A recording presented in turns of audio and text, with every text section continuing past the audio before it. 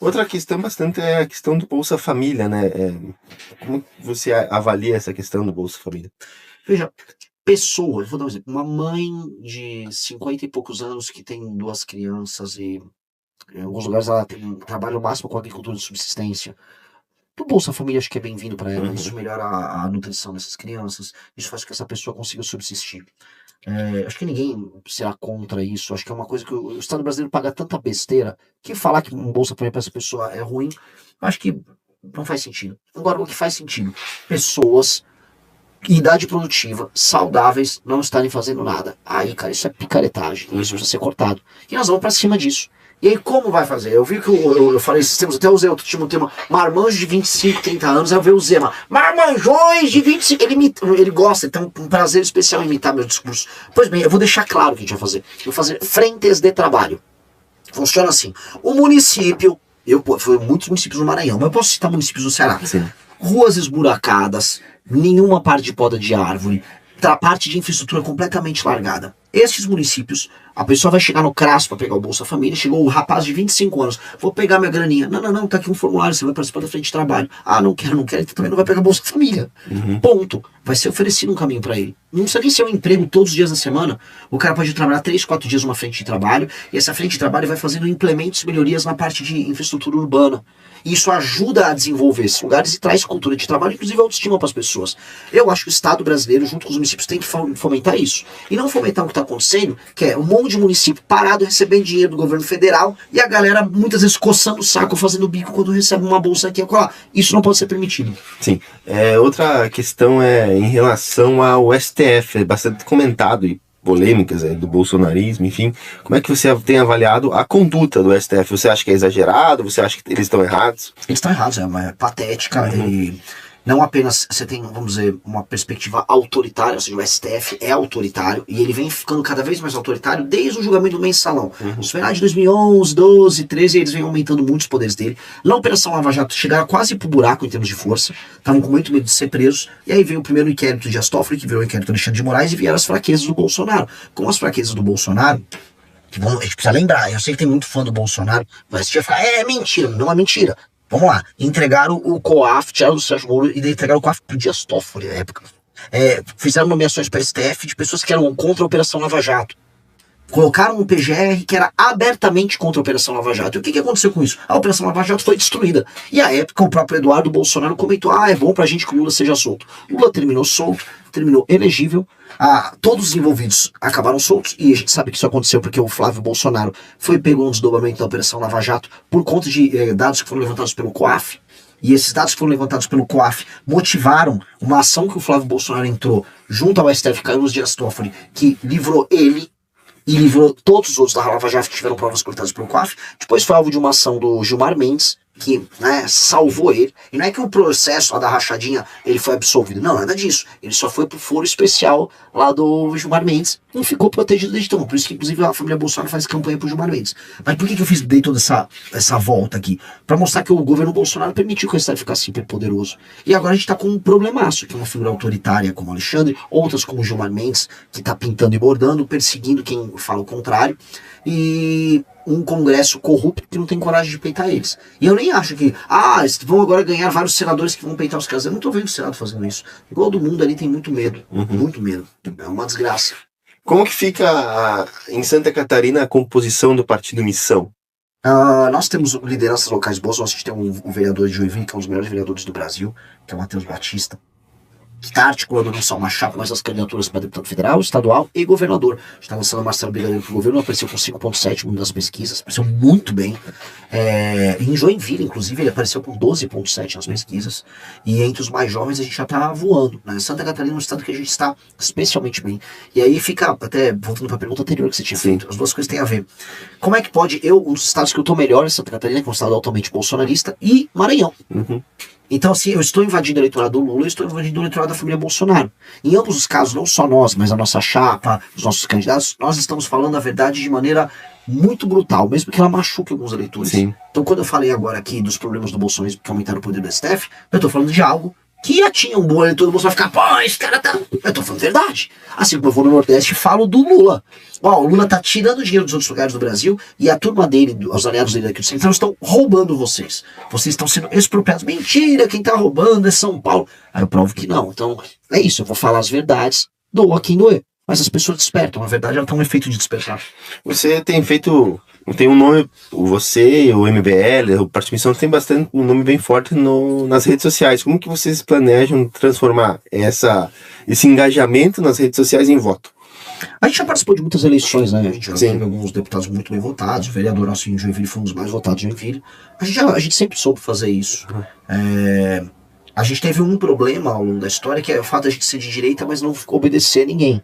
Então, quando teve eleição lá, pediram pra gente. Porque sempre é isso. Renan, vai 18. Vocês têm que puxar o saco do Bolsonaro. Cara, não puxa o saco de ninguém. Agora em 24, em São Paulo, a moda era puxar o saco do Pablo Marçal. Não, ele é muito bom, vocês têm que puxar o saco. Pois bem, as pessoas viram agora que o Pablo Marçal, né, não vale o que o gato esconde, né? E aí eu aviso, gente, talvez seja hora de vocês parem de achar que todo mundo tem que ficar puxando o saco do político A, B ou C, né? E confiem no projeto. A gente só tá agregando as pessoas. Você tá aqui comigo, eu não sou um cara muito carismático, eu tô falando coisas amargas pras pessoas, não sou o cara mais legal do mundo, tá? Mas eu tô aqui falando o que precisa ser dito. As pessoas estão conosco, não por causa do meu carisma, do carisma do Arthur, do carisma do Kim, mas por causa do projeto. O projeto é muito bom, o projeto é muito sólido. E a gente tem que começar a agregar as pessoas em projetos. O projeto dura mais tempo do que a pessoa. O projeto faz com que, sei lá, eu posso pensar um projeto de mudar o Brasil nos próximos 100 anos. Que é assim que tem que ser a nossa mentalidade. Como eu vou deixar a Chapecó daqui a 100 anos? Sim. Como São Paulo vai ficar 100 anos? Como é o Maranhão daqui a 100 anos? Como é que é o Brasil daqui a 100 anos? E isso não é com base no puxa-saquismo do cara B ou C, mas sim num projeto sólido, que é o que a gente está construindo. O Partido Missão vai deixar pra pura ou vai ter algum partido que é aliado? Eu juro pra você que a gente nem pensou nisso ainda. Porque a gente montou um partido, ficou pronto em novembro. E a gente lançou a pré-candidatura a presidente, começamos a montar as chapas. Então a gente tá, tem um jargão, não sei se é comum aqui, mas lá em São Paulo a gente tá trocando do pneu com o carro andando. O carro tá andando, a gente vai arrumando, e essa é uma discussão que vai ter. Porque conforme eu fui subindo nas pesquisas, já começou algumas lideranças partidárias querer marcar conversa. Eu não tive tempo nem de ter uma conversa, eu nem cheguei a avaliar nada. Eu só tô rodando o Brasil porque é isso que importa, é isso que eu preciso fazer. Sim, perfeito. Tem outra questão que é também em relação a essa polarização que tem no Brasil, né? Só se fala em Lula e Bolsonaro quando tem eleição, né? Agora é o Flávio, Bolsonaro. Como é que você avalia isso? Eu acho que nunca se falou tão pouco dos dois. Essa eleição, eu volto a colocar. Votei no Nordeste, eu sempre faço uma Nordeste, uma no Sul, uma Nordeste, uma no Sul, e no meio eu faço umas em São Paulo, Minas, Rio. E o que eu tô vendo? Eu não tô vendo esse eleitorado ultra-lulista no Nordeste, nem ultra-bolsonarista aqui no Sul. Eu não tô vendo. Eu não tô vendo porque também as pessoas estão cansadas. O lulista, veja só, ele achou assim, agora eu vou comer picanha, o Lula prometeu, porque agora eu tenho democracia de novo. Ele nem sabe o que é democracia. Essa pessoa do Nordeste, a boa parte vende o voto nas eleições pro político local. Não, mas o Lula vai, porque tem uma memória de que a vida melhorou em 2005, 2006. Então, beleza, chegou o Lula, a vida das pessoas não melhorou. Não melhorou. Ao mesmo tempo, a direita fica sempre comentando uma grande guerra que vai libertar o Brasil. Não, eu vou enfrentar o STF, que não sei o quê. Aconteceu o quê? O Nicolas lá fez uma marcha, né, imitando a nossa foi uma marcha pelo impeachment da Dilma, ele fez uma marcha sobre ele, chama Acorda Brasil. Aí ele terminou a marcha, fez um discurso sobre ele e foi embora pra casa. Acordou o quê? Então o direitista também começa a ficar cansado, porque assim, muita coisa prometida, muitas guerras são oferecidas e absolutamente nada acontece. Porque talvez o que o político de direita queira fazer é só ficar famoso em redes sociais. É isso. O político de direita, basta ver, nunca fala o que é impopular. O Flávio Bolsonaro foi questionado num evento aí, quais são suas propostas para combinar? Eu não vou falar muito não, porque elas vão ficar impopulares e podem ser atacadas. Eu falei, entendi. Você não tem coragem de falar com a porcaria da tua proposta, porque você acha que você vai ser criticado. Então os caras sempre têm muito medo de opinar. E cara, isso é incorreto. Mesma coisa com o PT. O PT tem alguma proposta? Eu perguntei isso em umas rádios lá no Ceará. Qual a proposta aí do Lula? O Lula vai concorrer a presidente de uma das maiores economias do mundo, qual a proposta? O cara não sabia levantar, ele falou, tem o pé de meia. Eu falei, entendi.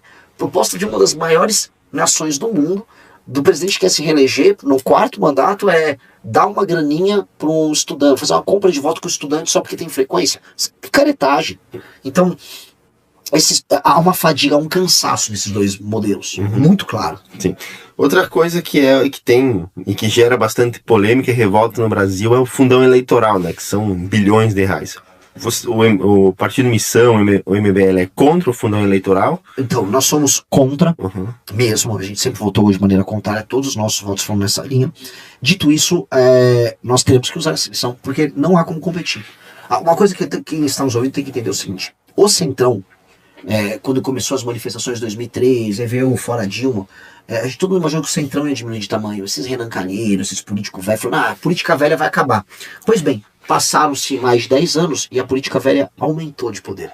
E ela aumentou porque agora ela tem emenda infinita. A gente está falando de um orçamento de emendas que ultrapassa os 60 bilhões, tá? Por ano. Sim. E se eu falar num quadriano, a gente está falando de 240 bilhões no mínimo, porque vai aumentar esse valor, tá? E dois, o fundo partidário, o fundo eleitoral. Então, se você é uma pessoa honesta que quer concorrer contra os políticos velhos, você não tem nenhum dinheiro para concorrer. É incomparável a diferença. A gente está falando de um fundo eleitoral, um fundão de 5 bi por eleição e mais uma emenda por ano de 60 e poucos bi, que eles desviam, que eles compram voto. Então, e mais, o político ainda do Centrão, hoje ele tem redes sociais. Sim. Antigamente a direita tinha redes sociais e o cara do Centrão não tinha nada. Hoje ele tem. Pega o Manga. O que ele é, o Manga lá em São Paulo? Um político do Centrão. O próprio Topázio lá em Floripa. Um político do Centrão. E eles são populares. João Campos, altamente popular. Centrão. Braige, lá em São Luís. Centrão, altamente popular. Os caras aprenderam, tem dinheiro, tem um contrato marqueteiro e crescem. Sim. Então o que nós temos a fazer? A gente vai usar, infelizmente, vai continuar votando contra. E eu tenho uma proposta muito doida que faz é igual o jogo de. É igual lutar. Quando você tá no jiu-jitsu, tem a manobra de usar a força do adversário contra ele. Que é fazer o seguinte: já que os partidos estão viciados nisso, no mesmo critério para você ter o fundo partidário e o fundo eleitoral, o seu número de deputados que eles elegem, pontos deles estarem hoje quem elegeu o Caneta Azul em São Paulo. Mudar. O critério é o seguinte: um partido tem 100 prefeitos. Você vai pegar esses prefeitos e aí eles vão ganhando pontos conforme eles melhorem qualidade da educação, qualidade da saúde, cobertura de saneamento básico, aumento da atividade econômica, ou seja, aumento do PIB. Se isso aconteceu, aquele prefeito ganha pontos e aí você vai somando os pontos que seus prefeitos obtêm, gera uma ponderação e aí o partido dele recebe dinheiro, só se o cara bate meta. Porque aí o fundo vira um sistema de incentivo a algum prefeito. E não um sistema de incentivo a político popular, Sim. que é o modelo que é hoje. Aí a gente usa a arma do sistema contra o sistema. E eu sou favorável a isso, isso é parte da minha proposta de reforma. Perfeito. Quais são as 3 principais propostas e pautas definidas pelo Renan Santos? Proposta número 1, a primeira coisa que eu vou fazer antes de chegar ao poder, que é ainda em novembro e dezembro, uma super reforma fiscal para a gente deixar a parte econômica, não digo resolvida, mas andando, e aí para aí, ano que vem, já para 2017, andar com uma outra parte que é a agenda de competitividade. Então tem que resolver as contas públicas, e assim, é um monte de reforma, um pacotão que a gente já protocolou, que envolve mexer com o privilégio do funcionalismo, acabar com a Zona Franca de Manaus, envolve diminuir renúncias fiscais para setores que mamam dinheiro do governo, mexer com o BPC, mexer com o Bolsa Família, fundir municípios, essa é a proposta 1. A isso vem a agenda de competitividade, que é mexer, fazer uma nova reforma trabalhista que facilite contratações e demissões, mexer na abertura e fechamento de empresas para ser cada vez mais fácil, investimentos na parte de infraestrutura para tornar a energia mais barata e estados e rodagens melhores para quem está trabalhando e produzindo, fazendo que o produto brasileiro fique mais barato e a gente fique mais competitivo e ganhe mais dinheiro. A segunda agenda é a agenda de destruição do crime organizado, e aí essa eu vou fazer no dia 5 de janeiro de 2027, que é decretar nas áreas comandadas pelo crime organizado, estado de defesa, mudar as leis penais, as leis de processo penal, para acabar com benefícios como progressão de pena, saidinha, e tornar as penas muito mais pesadas, declarar, através da lógica do direito penal do inimigo, as organizações, as facções criminosas como organizações terroristas e limpá-las do mapa em um ano. Então, é um país seguro já no primeiro ano. Isso será possível de ser feito. E a terceira coisa é fazer a reforma administrativa que eu estava escrevendo. Essa vai beneficiar muito Santa Catarina, a coisa que mais beneficia, que é fazer com que município que trabalha pouco, que não é sustentável, seja fundido, juntar município e fazer com que os municípios mais pobres do Brasil, eles tenham metas e indicadores de desempenho que, caso eles não atinjam, o político fique inelegível. Aí com o político ficando inelegível, aí você vai ter que colocar outro, o adversário. Se por muito tempo, se por 2 mandatos, não melhora os índices da cidade, saúde, segurança, educação e atividade econômica, aí você põe o interventor lá. Porque isso vai fazer com que o Brasil improdutivo, que vive de imposto coletado do Brasil produtivo, comece a ter que ficar produtivo. Senão os políticos lá vão se lascar. E aí essa reforma, em 10 anos, faz com que vocês realmente comecem a falar, pô, eu tô sentindo que eu não estou com essa pressão migratória vindo pra cá, o dinheiro fica aqui, eu tô vendo estradas e rodagens melhores, investimentos em infraestrutura melhor aqui, simplesmente porque o dinheiro passa a ficar aqui. Assim como o dinheiro do Maranhão começa a surgir no Maranhão e ficar no Maranhão. Aí tá bom pra todo mundo, né? Aí você começa a ter uma federação que faz sentido. Que o Amapá vai ter dinheiro produzido no Amapá, o Acre dinheiro produzido no Acre, Ceará no Ceará e Santa Catarina em Santa Catarina. Do jeito que tá é assim, São Paulo pra baixo paga a conta e os políticos lá de cima mandam. Cara, isso tá errado. Tá errado. E tá ruim pra todo mundo. Só pra gente já encerrar e caminhar pro fim da nossa entrevista, aqui, como eu falei antes, tem bastante pessoas que vêm imigrantes, também pessoas que vêm do Nordeste para cá para trabalhar, e as agroindústrias, as empresas comentam que se não tivessem essas pessoas aqui, faltaria mão de obra. E também não tem mão de obra muito qualificada aqui na nossa cidade, aqui na nossa região. Como é que você avalia isso? Eu avalio que assim, veja, vocês têm agroindústria, vocês têm agricultura aqui.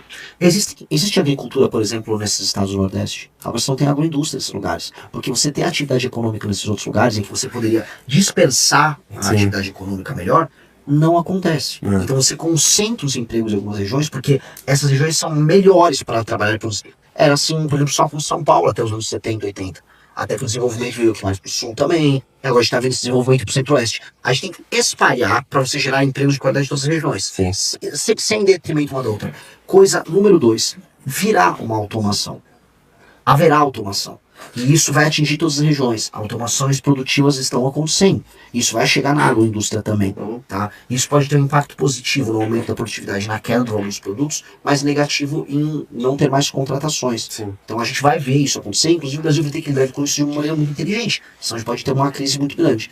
Então, eu sei que as empresas aqui elas precisam de mão de obra de fora. Tá? Isso é um dado da realidade.